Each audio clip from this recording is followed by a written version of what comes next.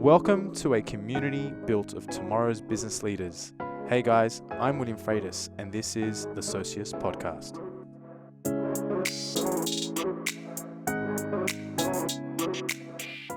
Okay, Socius, welcome back. It's been a long time coming. I feel like the lockdown has held us back, but we have today Mark Noia, and super excited to have him on board. Mark, there's no one better to introduce you than yourself, so I'm going to ask you to introduce yourself, who it is that you are, what you do, what your background is, and I guess a little bit about what led you be to where you are today. Thanks, Will. Well, firstly, thanks for inviting me on the show. It's great to be here. Mark Noia. I am a certified EOS implementer. And for the listeners that don't know much about EOS, it's a proven system to help business owners and their leadership teams get what they want from their business. And I guess what led me to that was probably spending 20 years of owning, managing, and successfully exiting kind of multiple businesses in a variety of industries. And I've always kind of had business kind of running through my veins. Grew up in a very entrepreneurial household. My father had 3 or 4 businesses running at any one time, and I was fortunate enough to be in that environment and see the ups and downs that come with business ownership.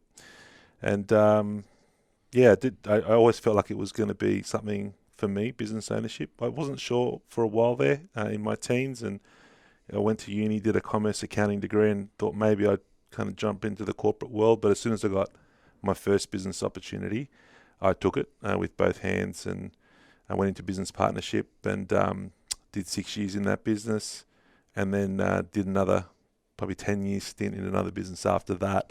And that was before I realised, hey, a lot of experience, love business, not so wedded to any particular industry as such, a bit more of a generalist. And I thought, well, what would it be like putting the shoe on the other foot, helping other business owners and their leadership teams, improve the performance of their business. So that's what got me into the coaching space. Yeah, right. And so take us back to, I guess, not necessarily day one, but what it was like with particularly your father or that family of entrepreneurs. Did he ever, I guess, entice you or, try and push you down that entrepreneurial route? Or was it just something that you thought that you came across naturally? I think maybe subliminally, well, let's put it this way. He was a builder, and I was kind of forced to go on building sites. So okay. I don't know if that was him trying to kind of get me into the building industry or, take some initiative. But it was always never a choice. I'd have to go with him. And I actually resented it a lot. And I was maybe 8, 9, 10, that kind of age. And I resented it because I realised that I saw him and my uncles and the workers doing the work, and I couldn't do any of that fun stuff like nailing and sawing and standing up frames or concreting. I had to always just sit there and watch, maybe clean up. And I realised, this is kind of not that much, not that great, And suddenly I did it enough times to realise, if this is what my dad does, I'm not really too keen on it. So he never kind of pushed me there, and then I that's when I thought to myself, maybe my career's going to go in another direction. At an early age, 10, 11, I thought maybe law for some reason. I don't know why. Okay. Maybe some prestige that I picked up on a movie show or something, and I thought maybe that would be something that I'd like to do, and I thought that would be kind of the path. But then I remember distinctly, for whatever reason, I just said, I want to start a business. I can't remember exactly why, but I just saw there's a lawnmower, I was mowing my family's lawns, and I thought maybe I could do this for other people in the neighbourhood. And I just thought, I said to my parents, can I give this a go? I'd have to buy an edger, but everything else that we've got, can I do this? And I remember my mum was really worried, and she was thinking about all the reasons why I shouldn't do it. Yeah. But my dad, to answer your question, he was very encouraging of it. And I remember distinctly him saying, Maria, which is my mum's name, Maria, there's not many people that take the initiative at that in life, let alone at this age, to try and start a business. Let him go and do it. And I remember he showed me a little bit about the bookwork and what I got to do, but he didn't over control it, and he just let me go out and let me do it. And that was my first business. I was 10, And Nice. I was mowing lawns in my local suburb, and that was a real thrill. And do you think it might have been, you know, I'm asking you to dive deeper into Mm. that, but do you think it might have been some incentivization of money, or was it a money thing, or was it just I wanted to do my own thing? I didn't want to work for dad. I didn't want to be, mixing concrete or whatever it might be. What do you think it would have been? I don't. It must have been something around money.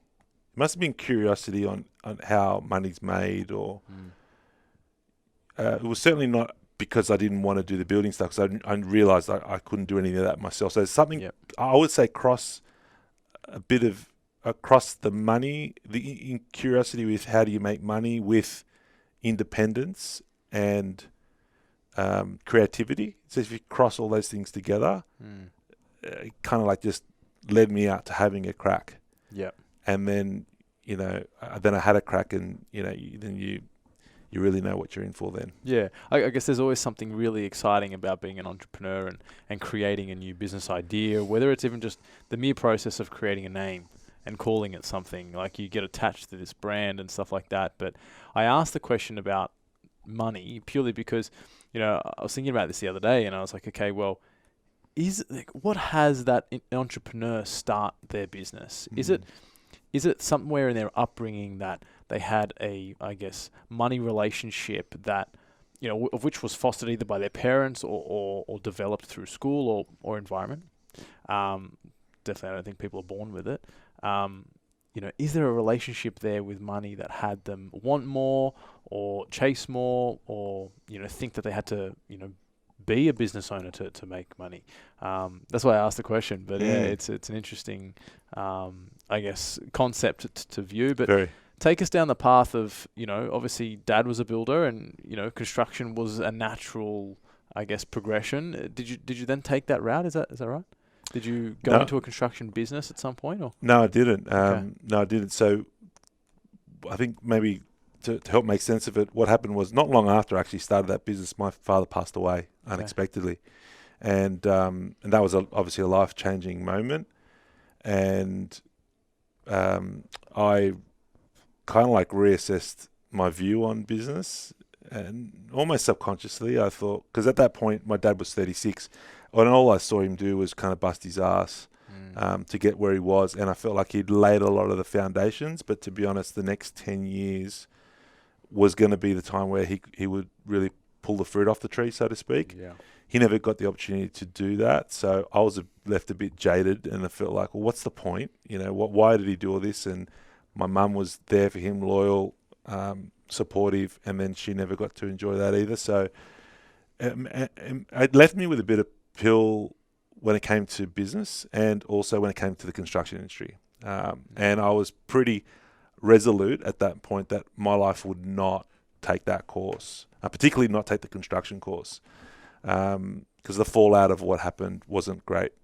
So yeah, I just. But then luckily, I was 11 or 12 when he passed, and at that stage, I was starting to get in my teenage years, and life has its own distractions then, which was helpful, where it wasn't like I was an adult, I was still a kid. So sport, girls, and school, and kind of enjoying life, that became the next 10 years. And it wasn't until later in my life that I felt like that those call it passions, if you will, you can't change the spots on a leopard. I am who I am, and I eventually went back down a very similar route that my dad did. Yeah. And what were those businesses that you entered?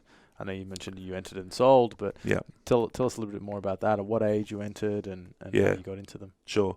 So my first real business, you could call it, I was 21, so I just finished uni the year before, and there was an opportunity up in the Blue Mountains to get into a business with my brother-in-law, who had a smaller kind of convenience store down the road in Blackheath, and a developer came up in the area and said, hey, this old truck repair yard, kind of 5 k's down the road, I'm going to redevelop that. And kind of at that moment, we knew that would be a significant competitor to my brother-in-law's existing business. But he said, don't worry. He said, look, I'm coming to you because I want to see if you'd like to operate it. I'd sell it to you. And, I was 21. My brother-in-law was 24 at the time. And it was an enormous opportunity. Something that's probably the worst time for us to do it because we were so wet behind the ears. But long story short, we ended up doing it. Yeah, great. And that was a 24-hour, 7-day-a-week service station with a 40-seat restaurant and a workshop out the back. It was a proper Caltex Star Mart. Yeah, well. Caltex had dropped just under $500,000 into the site as well. So we had like one of the top ASX 100 companies backing us in a way. So probably more validation to the location of the site rather than two young guys that don't really know what they're doing. But that's how that first business kind of begun, and we ran that business for 6 years. Almost went broke in the first 6 months. It was a harrowing experience, but survived those first couple of years, and then thrived. In the 3 to 4 years preceding that. Tell us about the psyche of the lead up to saying yes, and then those 6 months of challenge, because everyone sees entrepreneurship as being really rosy, but I would have suspected that, as you said, you were quite jaded, post losing your father, not just construction industry, but business as a whole.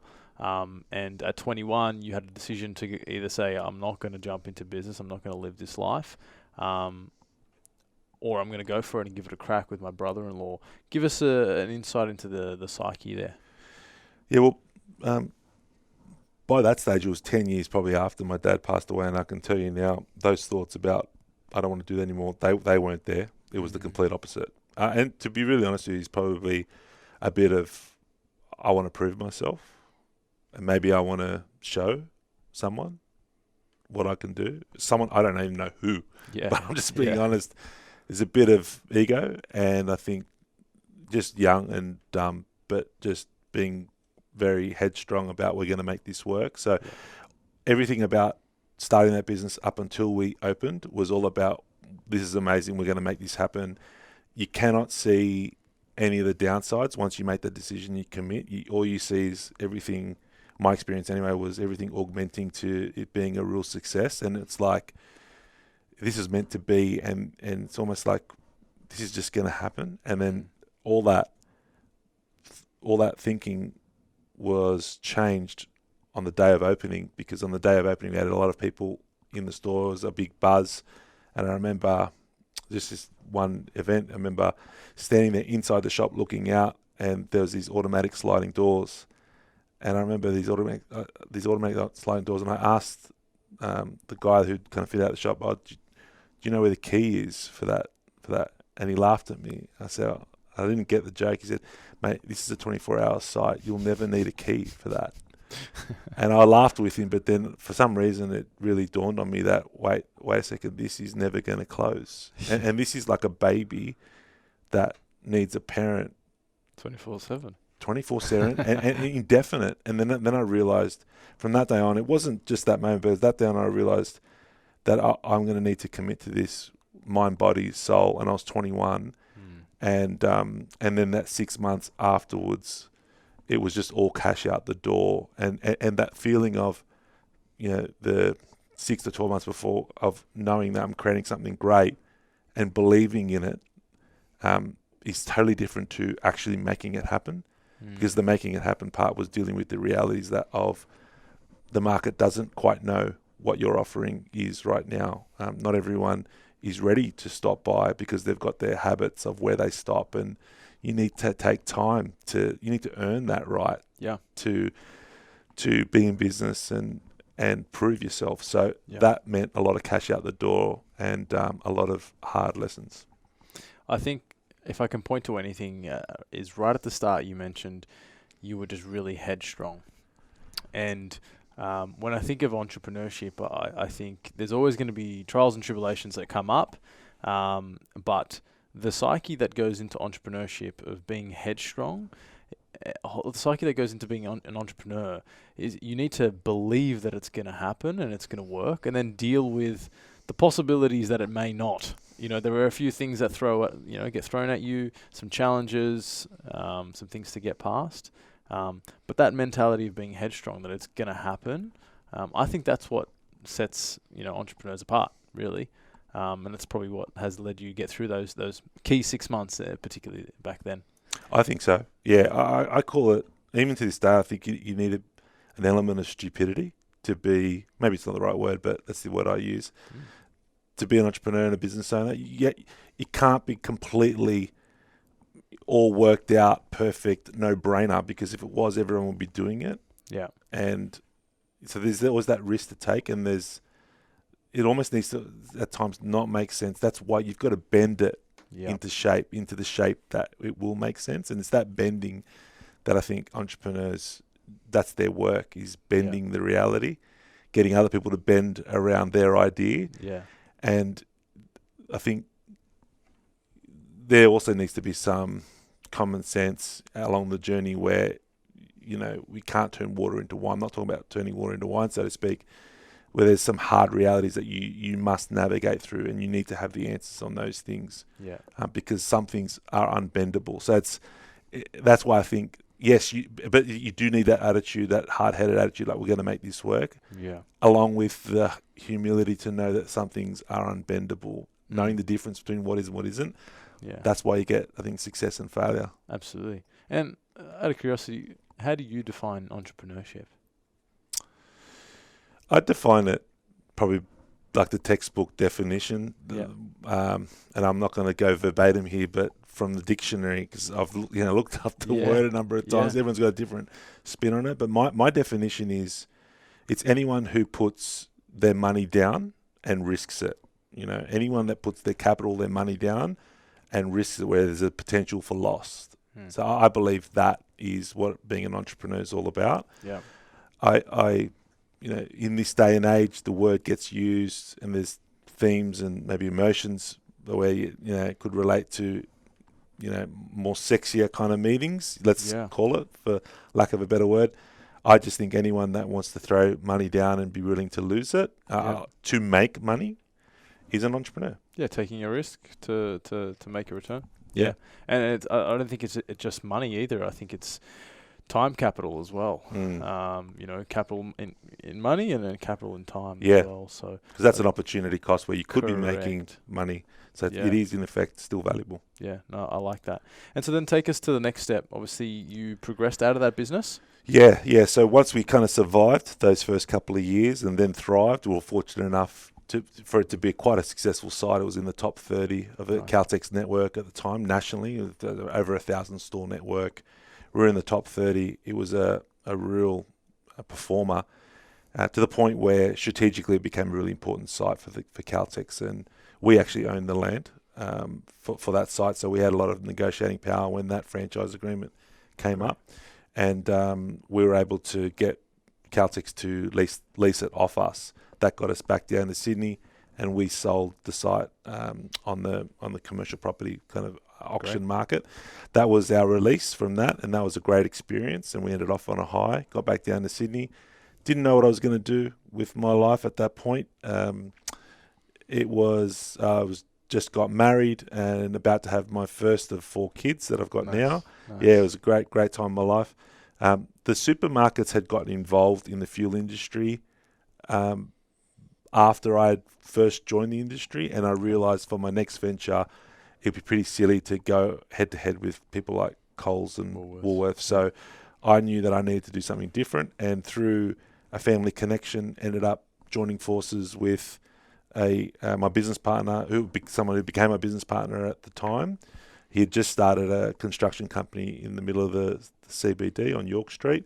He's been going for about a couple of months, and then I came in through a family connection, came in and helped him out for a couple of weeks because I didn't have anything else to do with my time. Yeah. And ended up doing a deal, and we never left, and that was in 2008.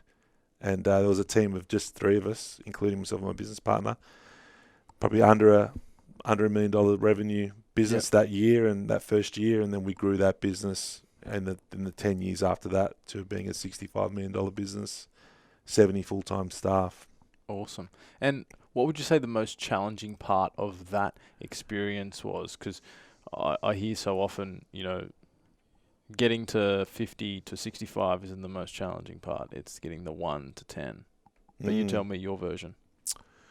Well, we had a funny experience where we got to, we got to 10 pretty quick. I think Nice. that's probably just due to the nature of the industry. You win bigger value jobs and your turnover goes up. Mm. But we got to 10 or 12 million within three or 4 years pretty quickly. But then we ended up halving and going backwards because you can grow, you can win jobs. In that industry, you can win jobs. It's just a question of how good you look and your ability to sell. But can you deliver it for the client, but also capture the value for your own business and not lose money? Well, that becomes harder when you're running 10 sites and multi-million-dollar sites with 30, 40 staff. So we, long story short, we did really well initially, but then almost lost the business 3 or 4 years later because you can grow, but the question then comes in that industry with that business, do you have the systems and the people to be able to sustain that growth? Yeah. And I think particularly any construction business, when they have a real purple patch with sales, it doesn't mean much until they get past that and they can continue that sustainable growth. Yeah.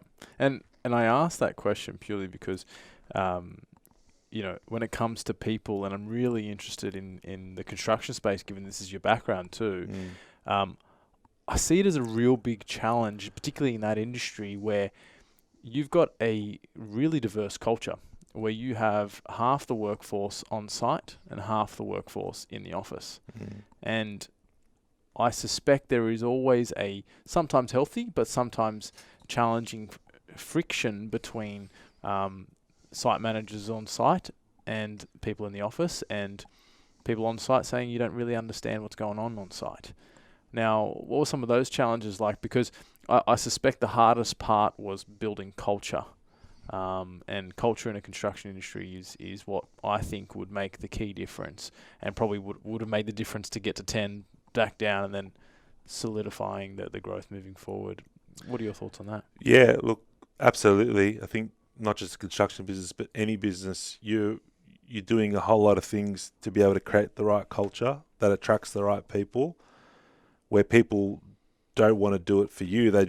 We all kind of just want to do it for each other kind of thing. That's how we felt when we had great runs, which we did have great runs. It was because we felt like we enjoyed who we were doing it with, what we were doing. We knew what we were doing was great, and we just enjoyed doing it and seeing, I guess, the rest of the world acknowledge it. That was just validation, and we were just coming to work loving it. The whole site and office thing is an issue in any construction business, and that's a great example that I think structurally you're just not working side by side with each other. So it's first up, it's very difficult to create that side by side working because of the nature of white collar and blue collar, or a head office and sites, multi sites. So yeah, you've got to do a lot. You got to do a lot of systems work. You have to think about it proactively of how you're going to bring everyone together and how are you going to make sure everyone's singing off the same song sheet. And wherever you do have friction, ways to resolve that friction. And, I don't think there's one silver bullet, but there's multiple things I think you need to do to be able to bridge that gap. And if you can bridge that gap, then I think you're going to give yourself the best chance of success, particularly with, building a successful culture. Yeah, 100%. I love that message, in the sense that both systems and people are really what establish and solidify culture and allow it to thrive. So then take us to the next step. I imagine you took all of that experience into your next environment. What was the next after that? Yeah, obviously. So that was a real rocket ride experience. And by that stage, I think I'd kind of accumulated 15, 17 years of business experience, entrepreneurship, where I had risked my capital and grown teams and managed businesses. I knew at that stage that, the construction business was going really, really well. We'd achieved the BRW Fast 100 companies 3 years in a row at that point. And we'd been introduced actually to EOS in those later years, which really helped us solidify that growth and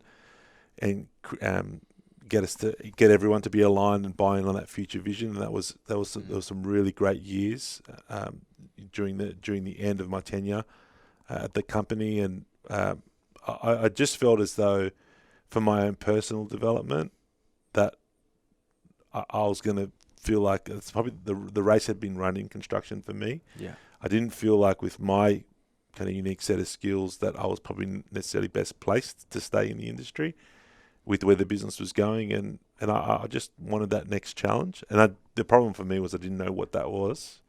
So I took a year off, finished my master's at the time, and had a bit of a sabbatical, and I was fortunate enough to do so.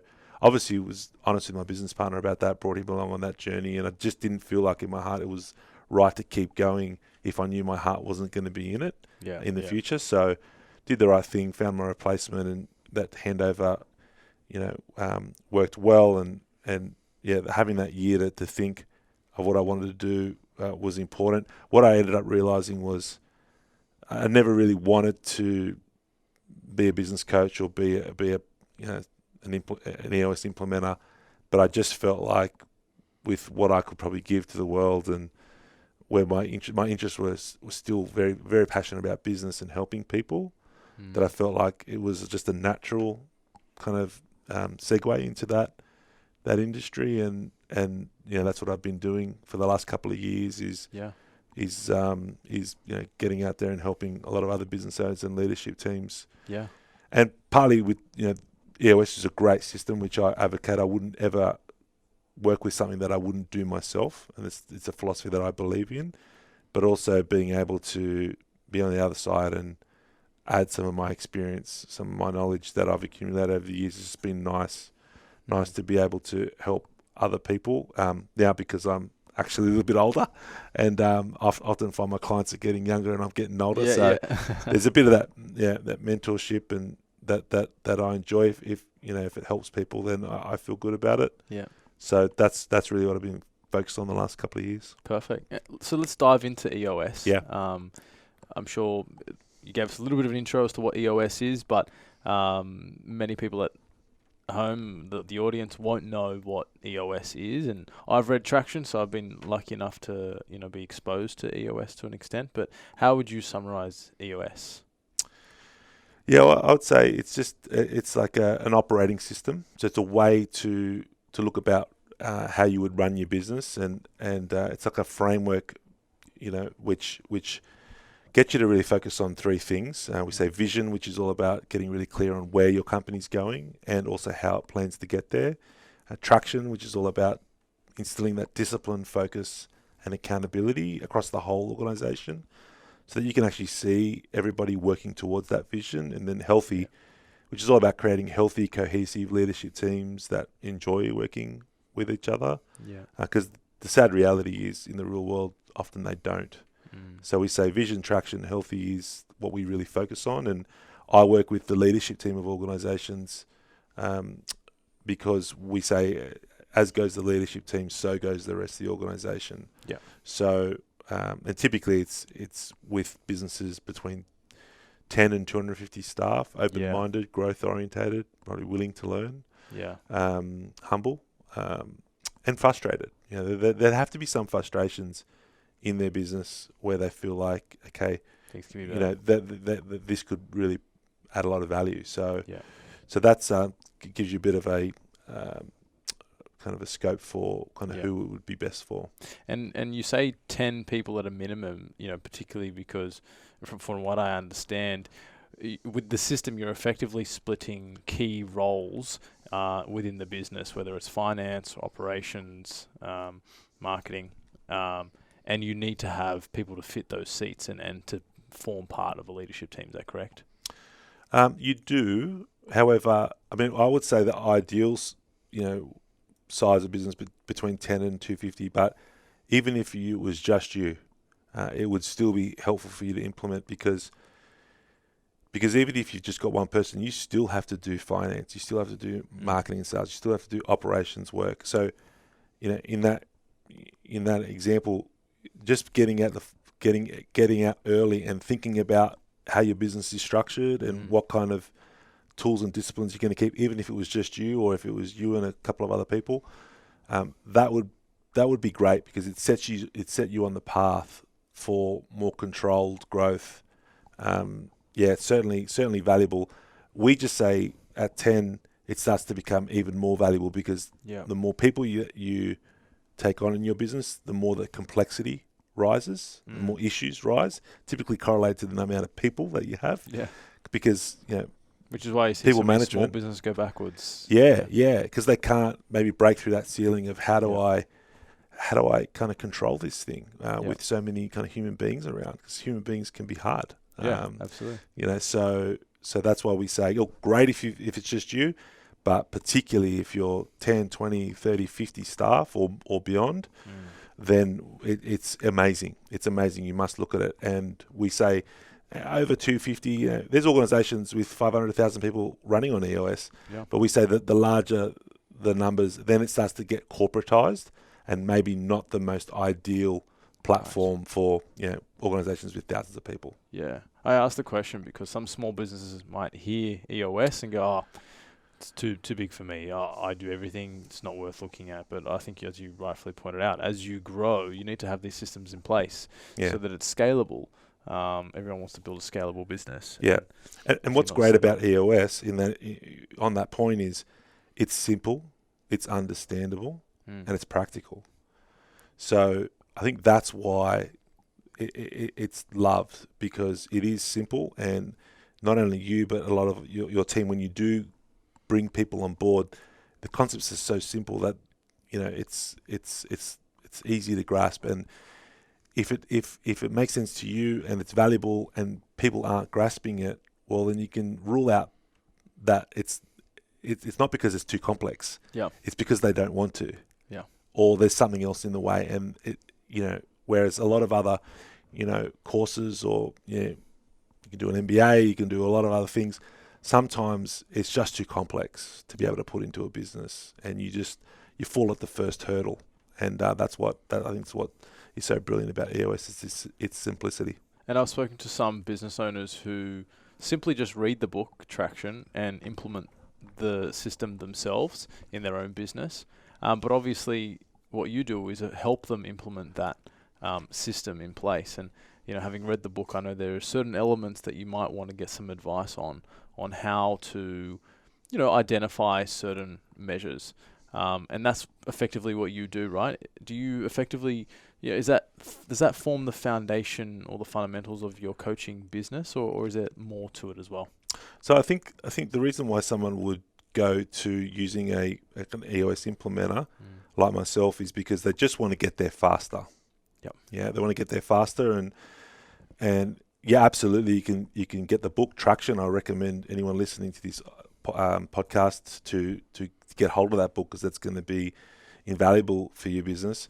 And if for some people the concepts resonate so much that they realize, and that maybe they give certain things a go, but they don't feel like it's working 100%, or they could see they just see the value that if it was working 100%, how much better it could be, and they're impatient. They want to. They could see that the value they'd get if they kind of got this into their business quicker, sooner, faster, and with everyone more on board.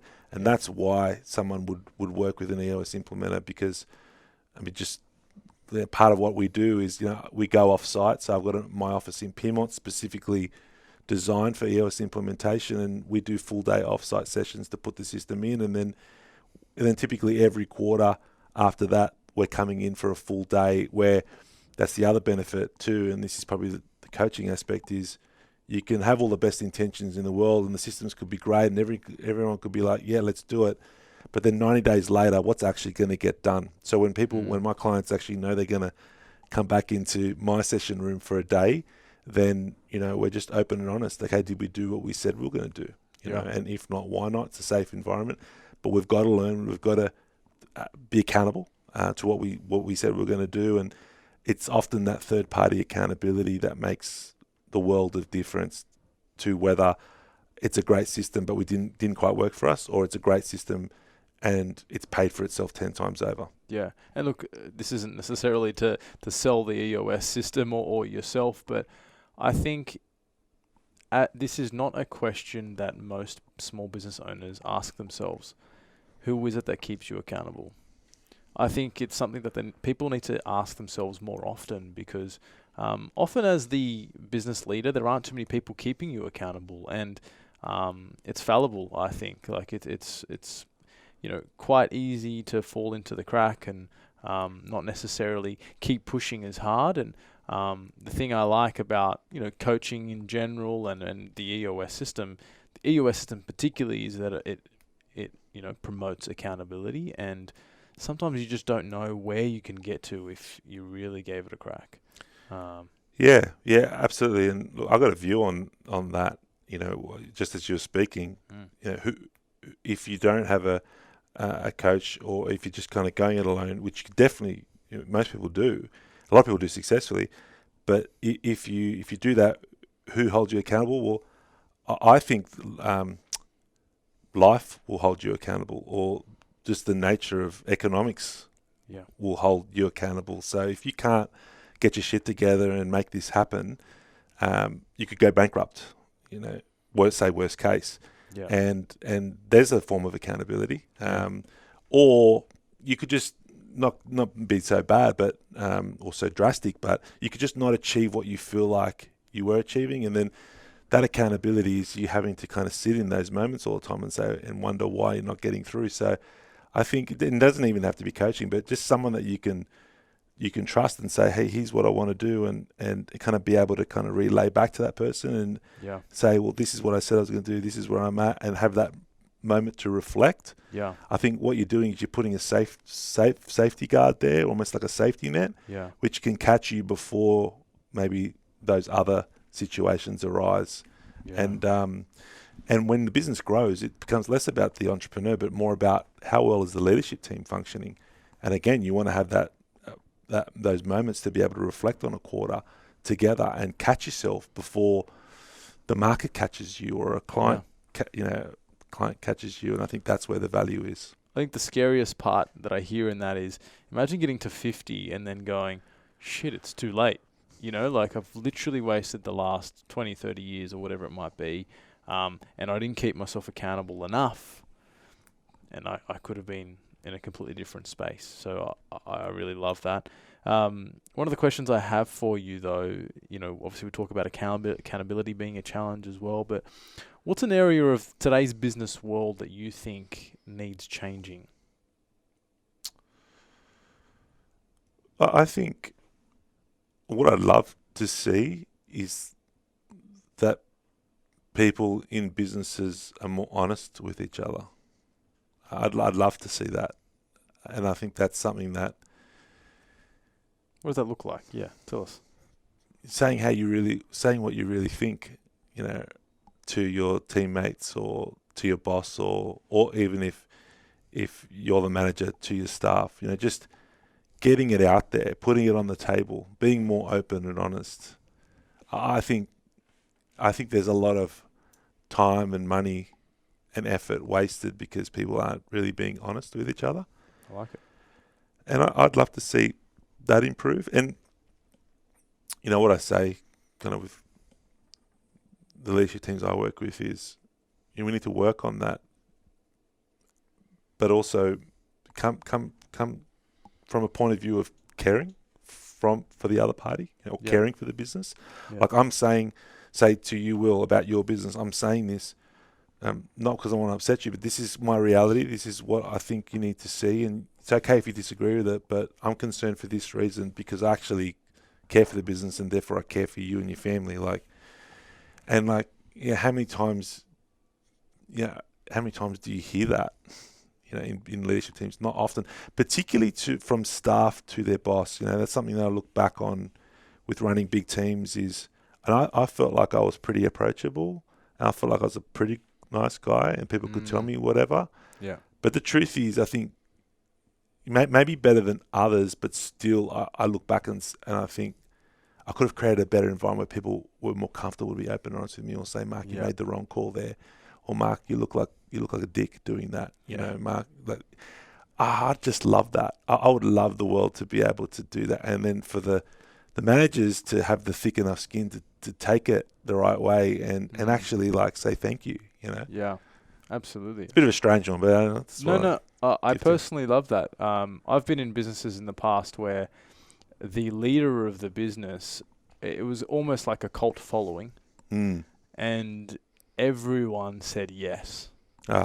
And look, a great leader in that business, but unfortunately made a lot of mistakes and costly mistakes over the years because the leadership team wasn't powerful enough to say, I don't think this is the right move. I think we should do things differently, or we should not do this. You know, because if the leader wanted to do it, okay, we're all doing it. You know, it's a vision that's there, and I think that's definitely something I agree with. Like what you said, you want to create an open and honest culture where you can honestly say, this isn't going to work.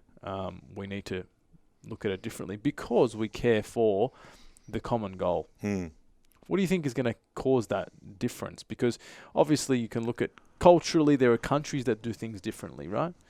Different areas of the world are a lot more direct. But in Australia, how direct do you think we are? How can we change things? I don't have the answer. I wish I did. But now that you asked, it makes me look at it.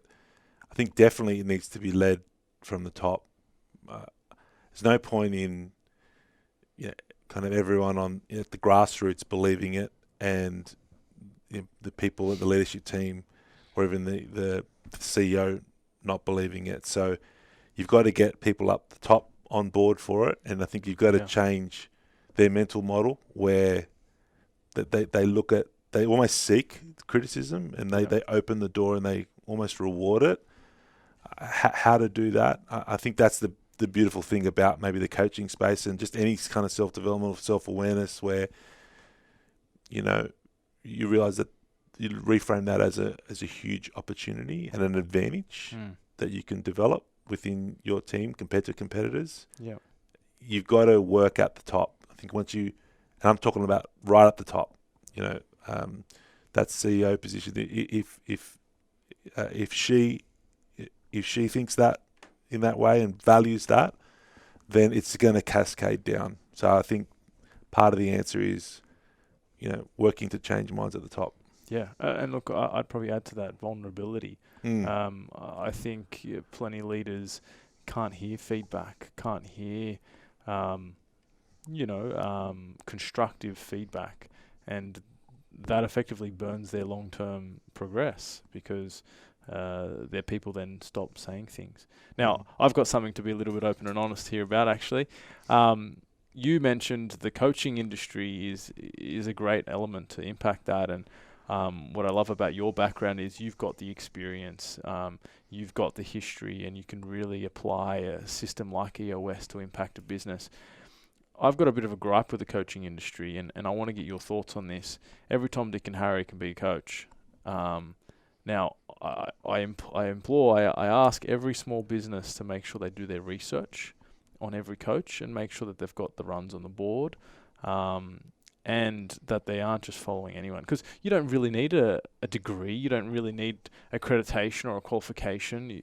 You want to be a lawyer? Yeah, you have to go to uni and get a qualification. You want to be a business coach? You could literally wake up tomorrow and decide to be a business coach. What are your thoughts on that? How can we make the industry better? And what are some things that small businesses should be looking for to make sure they pick the right coach? Good question. Well, firstly, I just want to say I kind of totally agree with you. That sentiment was a big reason why, like I may have mentioned it before, but I never saw myself in this space. And I actually, for a period of time, actively walked away or resisted walking into it. And I had all the same thoughts. I had all the same viewpoints, and I still understand those viewpoints, and I don't invalidate them. I think you're 100% spot on in a lot of cases. All I can say, Will, is that when I was trying to work out what my next step was, is I felt like, well, maybe that's where I've got to make a difference. Maybe that's where I've got to just step up and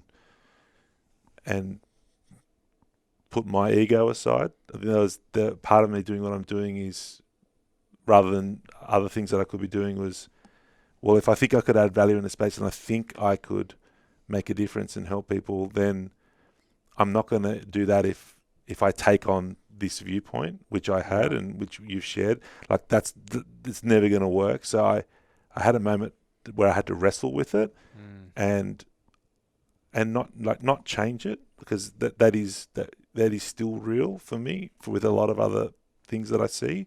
Yeah. But I had to put it to a side, and I looked at it from the point of view that, well, it doesn't mean I can't do my thing and make a difference, and maybe be the exception, not the norm. And again, I think a big part of that was talk about vulnerability, is putting my ego aside, because at that stage I was managing director, 70-person organization, multi-million-dollar organization, and had won awards and so forth. And for me, I had to wrestle with the perception that it was taking a big back step to go down to an organization of one, and not even really kind of have a big business anymore. So it's I don't disqualify it. It's something that I had struggled with, but to achieve what I've achieved now in the last couple of years, I'm really proud of what I've achieved and the people that I've helped. And I had to park that and try to be the difference. I really appreciate that view, because somebody like you may have decided not to enter that coaching space and potentially not provide the difference that you have had for your clients. And so I think there's probably other people in the space sort of arming and ahhing. Do I get into coaching? It's something I really like to do. I really like to make an impact, but the space in itself is so flooded, so inundated with,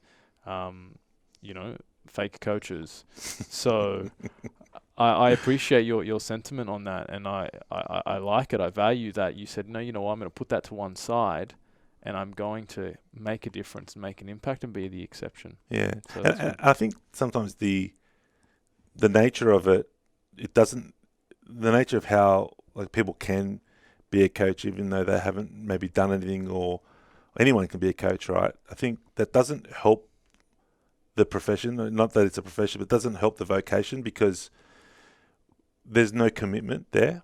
And I knew from day one, I knew that I wasn't going to try to do 3 things and be a coach on the side. And I wasn't going to just turn up to people's offices with a briefcase and have no overhead. I've got my room in Piedmont. There's probably I've done things and made investments that other coaches would never do, and it's against the model. But I've done it because I wanted to show commitment to what I do, be all in. Similar to what you said at the start of the episode about entrepreneurialism, is being all in, bending that reality. I'm trying to bend the perception, and kind of burning the boats. And I burnt the boats with my reputation of the previous businesses. That story probably supersedes just being a coach, So I had to deal with that, and that level of commitment. I think you need to want to be at a professional level. I think, and when you're at a professional level, and you can see, I'm not talking, I'm talking specific. See the value from a dollar point of view. You can see clients 50, 100% growth year on year, bottom line growth, their teams growing. When you see the results, then I think, then I that's what's helped me shift that perception that I had before I got in it. But I totally understand anyone that hasn't seen or done that. Of course they're going to have that perception, and I don't invalidate it. I fully understand it, because I had the same.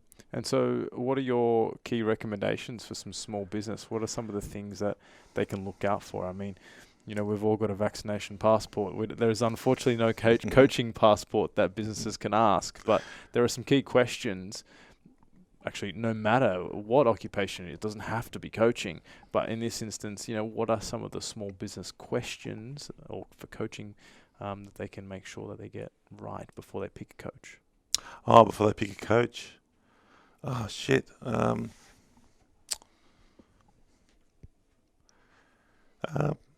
I think I think anyone who's going to get coached by anyone, firstly, I think they have to have an affinity for the person. Like they have to like the person. It's something that, I mean, the coaching stuff sometimes gets a bit hard. So if you don't like the person to begin with, then it's not going to last. Yeah. And maybe understanding what kind of, their background and what got them there, because sure, a great coach asks great questions, but I think there's coaching and then there's mentoring, and we're talking about the word coaching all the time, but I think a mentor is someone that maybe has had similar experiences and sure can ask great coaching questions, but also can say, hey, back in my day, I had a situation where this happened, and it's a bit similar. It's not the same, but it's a bit similar to what you're going through. And this is the options that I had, and this is what I chose, and this is how it went for me. And kind of just mapping that out with a real life example, where that person, people can get cognitions and they can get answers for themselves on that share. Yeah. And that's where I feel like, we're using this word coaching, but there's coaches, there's mentors, and then there's trainers. And I think coaching, mentoring, training, 3 separate things. And if you can find someone that maybe can give you a combination of all 3, rather than someone who you realize maybe he's just a pure coach, which means they just ask great questions, but they're not there to necessarily give their own examples or answers or training. Well, then you just by you understanding what you're buying through just getting to understand more about them and their background, what they're offering, then it'll maybe help allay any concerns that you may have. And no one person's the same, no one coach or mentor's the same. So just getting to understand the person, but feeling like you like the person, and then peeling back the layers and seeing what they've done to see what points of commonality or reality can you kind of put together, because that's going to help in your learning.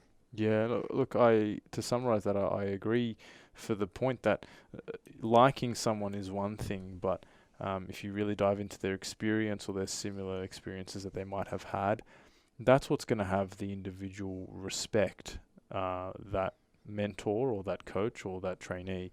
And I think liking someone is one thing, but you need to have a level of respect to want to have this person keep you accountable, and then go, shit, I'm going to make this happen because my coach or my mentor or whatever is going to check in with me in the next month or the next week or the next 5 days. And I think that's a fine line, right? I don't know how you necessarily pull that from coaches, but I think experience is a good place to start. Yeah, I agree with you. So biggest thing that I want to identify now, we spoke about your experience at the start. What would you say your number one key to success would be? Wow, number one key to success. Probably many to think about, but give us one. I think there's a lot to be said for just commitment. There's a lot to be said for, this maybe ties back to, again, the start of our conversation, where you do need to have that little bit of hard-headedness and a little bit of like, I'm going to go and get this at all costs, and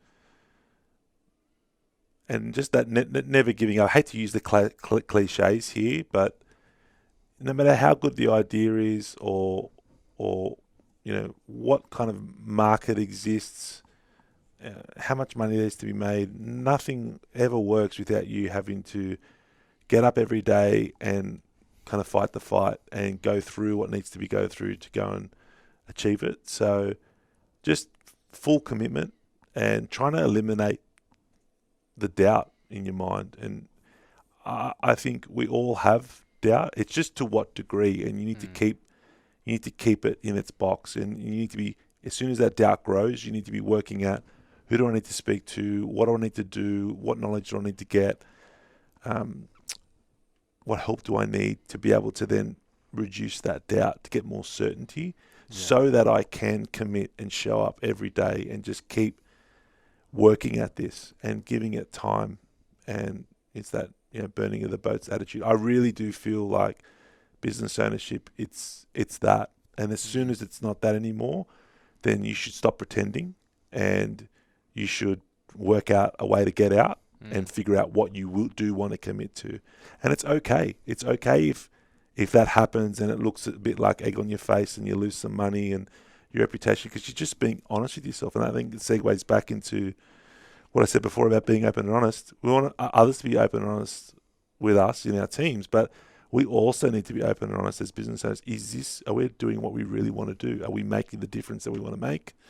We've only got one life, so like I say commitment, but that doesn't mean concrete boots. If you don't like what you're doing, if for some reason you can't crack the nut, something's not right, call it. And that's where I feel like having people alongside you, even just in your family or trusted friends, to help have those conversations, to keep it real with you. Because what we all want to do is just get on a path and then stay committed to that path. And that's when all great things will occur. Yeah. And I hear the commitment aspect, because I also heard a little bit in, I guess, your background, when obviously diverse background, where you went into, the fuel industry, or the surf station industry, then the construction industry. And then at one point you were like, I don't know if you asked this question, but am I committed to this space now? Because I want to make a difference. I want to make an impact. What process did you do to establish or identify what it is that you wanted to commit to? Wow, that's interesting. And another really good question. I think firstly, the first part of the process is just being honest that, well, what I'm doing right now isn't floating my boat, and not trying to kind of push a square peg through a round hole. So having the awareness to know I don't feel great, something's not right, and then being okay that I don't have the answer right now. So just being patient. And then I think it's just so important that we get out of our own heads and have those trusted people, whether it be in our network, could be family, could be in our business network, it could be a coach or a mentor. Like, it doesn't have to be, but anyone that you can just keep having that conversation with. And it's something that we have to work out for ourselves. Like, it can't be worked out for us. And as long as we're just kind to ourselves and give ourselves enough time and admit that, okay, things aren't necessarily rosy right now, and I'm going to go however long it takes to work through conversations, and just being open that it may lead to areas that you never anticipated. Just go with it. I honestly believe the path will appear.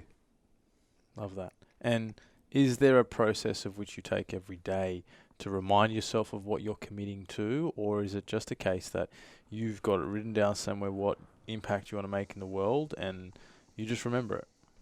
What is it? Do you do it every day? I've certainly got those things written down. It's part of my purpose in what I do. I really want to help business owners get what they want from their business. Yeah. For me personally, I don't have a daily ritual where I remind myself of that, but I am quite an intuitive person, and I'm probably quite good at being honest with myself, where I know, even physiologically, I can feel when something's not right. Nice. And I obviously, I'm married, and my wife's kind of like one of my best friends, and she can see it. She can actually see it before she can see something's up. Yeah. And then, I'll eventually kind of tell her I'm not sure about something or whatever, and then that gets me to start then asking the questions and turning over the rocks, like what particularly is not right. Because for me, it's not about just reading kind of one line or a mantra every day. It's about intuitively feeling like I've got the energy and I'm in that flow. Yeah. And when I'm not, it's pretty easy to recognize that I'm kind of like pride myself on not being a bullshit artist in my life, and that includes myself. So eventually I kind of have a conversation and I work out what's up. And often the purpose is still true. It's what I want to do, but there's some sort of thing in the way or some limiting belief or whatever. And I just, need to kind of, I don't know, just give it some oxygen and communicate to it. And I work it out. Like I always work it out. It just comes down to, again, creating an open and honest culture around you, in your circle, even your wife. I love that you said she's your best friend. She can pick it out. I would say the same for my wife, Nicole. You know, she's probably the number one person that keeps me the most accountable and makes me better every day. And I, would say most entrepreneurs, when they have that partner close to them, it just makes them a better person. So I can really resonate with that too. So love that aspect. Tell us a little bit about your vision for, I guess, your business, whether it's in coaching individually, and a little bit about the industry's vision as well. How you see your industry changing, if at all. Sure, I definitely see the industry changing and evolving. I think nothing stays the same. I think the coaching industry is only going to grow. I think it's only going to get more traction. And as people could become a bit more aware and reaching out for that third-party accountability, they're going to want to. I just think that it's a rising tide. For me personally, spending a couple of years in the space after and originally not being sure whether it was for me, fast forward kind of 2-3 years, and I can't really imagine me doing anything else. Nice. Which is nice, actually. It is nice. I really love what I do. And I think EOS is the number one system for what it does, and hope to be associated in doing that work for a long time. And I think kind of separately, I've got a passion separate to that just around leadership and management, and working not so much with leadership teams in a group environment, which is what I do with my EOS work, but I'm curious about what impact I can make for individual leaders and managers, and how I could help them become better, and in a practical way, in a real life way. And that's something that I'd be keen on exploring and deep diving into further, and maybe doing something around that, because I just generally feel like, like I said before about it all starts at the top. Yeah, right. It all starts at the top, and if you can help people at the top, I think you can help a lot of people in the organizations. And if you do that across cities, countries, the world, then the society as a whole improves. And that's the beautiful thing that I love about what I do, is you can actually say you make an impact to people's lives, and there's no one better than people who are leading people. That's why I'm such a big advocate for either a coach or a mentor, purely because you're the number one asset as the business leader, and your mind is the number one asset. Forget the business. Like, if your mind isn't looked after, and you haven't got the systems around you to be there for your people, motivate your people, and just be present and vulnerable, it'll all fall apart, really. And so I can really sense there's like an element of a personal coaching level required for leadership as well. Leadership isn't just, here are some theories, which I learned plenty at uni and use none of them, and just throw them into practice. It doesn't quite work that way. It's learning to be vulnerable, learning to be present. It's funny, I'll finish it off with this amazing quote that I read the other day. The most curious person in the room is the most present.